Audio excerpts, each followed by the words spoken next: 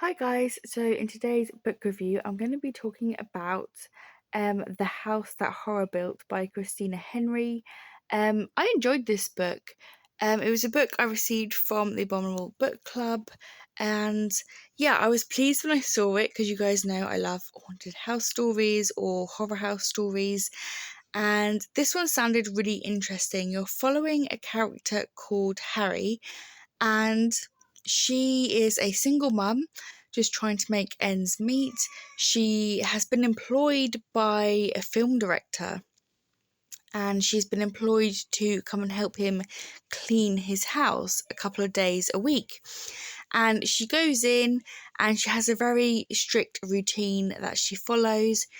She just wants to basically go in, do her job, and go home, which I feel like a lot of people can relate to. She doesn't want to get too involved with her boss's life. She likes the fact that he's a bit of a recluse and he's very quiet, and he never really tries to interact much with her. He just kind of keeps himself to himself, and she keeps herself to herself, and they go about their business. He basically has a house full of horror movie props from all of his films, and her job is to help clean these props.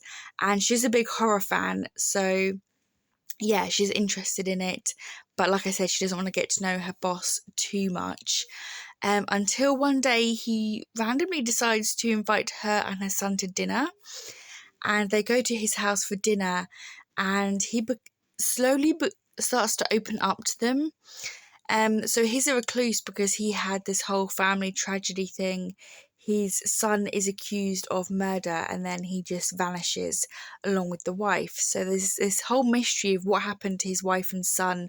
Nobody knows, and he moved away from where he used to live, and kind of, like I said, he's a recluse because he wants to stay away from the media and just keep himself to himself and try and run away from what's happened in his past. And she doesn't like to get involved. She doesn't like to ask him about what happened. She knows, she's aware of the rumours that surround him, but yeah, she doesn't want to get involved until her and her son end up becoming more involved with this man. He seems to be trying to slowly butt his way into her life, and she feels like she's struggling for control.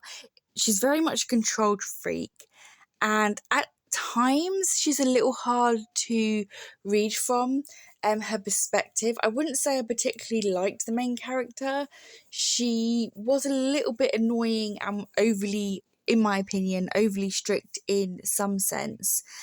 She comes across as very uptight, but she's also very stressed out because she has other dramas going on in her life. She had an upsetting childhood, which she ran away from, and then yeah, she's a recluse in herself. Like, stuff have happened in her life which has made her a little bit withdrawn from society, and it feels like she's trying to tightly hold on to control of her life, but it just is slowly unraveling, and she's desperately trying to claw back some control. But things are just, yeah, slipping from her grasp. And it was interesting. It was very well paced. It was a very interesting story. It kept you guessing about what was happening because creepy stuff starts to happen in this house. And she needs this job. She needs the money. So she can't just give this job up. But she doesn't really know what's happening. She's getting creeped out. She keeps hearing things and seeing things in the house. And you're not exactly sure what is going on. You don't know if the guy who she's cleaning for, the director, is he just like this normal guy who bad stuff happened to him, and he himself is also just trying to keep control of his life and going about in his business? Is he aware of the creepy stuff that's happening in the house? Is he part of it? Does he control it? Or is he just an innocent person in this house where creepy stuff is happening? Is it haunted? Is it paranormal? Is it something else? Is something more sinister going on? It really keeps you guessing till the very end. And I thought it was a great book. I really enjoyed it. The characters were interesting. You're like, is this guy, like I said, a lonely a lonely recluse and he's just wanting a friend, he's just wanting friendship?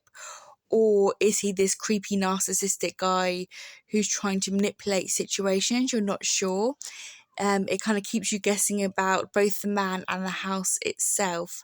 So yeah, I really enjoyed it. I would probably give this a 4 out of 5. I would recommend if you like creepy houses, if you're a fan of horror films and obviously horror books. But yeah, if you like creepy house stories, I would recommend this one. I thought it was interesting. I enjoyed the premise. I thought the ending was good. I didn't really guess what was going to happen either. I thought it was going to go in a completely different way. And then, yeah, it got a little bit crazy towards the end. So, yeah, I would recommend. I enjoyed. I don't want to say too much more because I don't want to give away stuff in the story. But, yeah, it's definitely one that I would recommend. So let me know if you've ever heard of this book. Are you interested in picking this one up? Yeah, that's pretty much all I have to say. Let me know your thoughts in the comments down below. And as always, thank you for watching. Until next time, bye guys.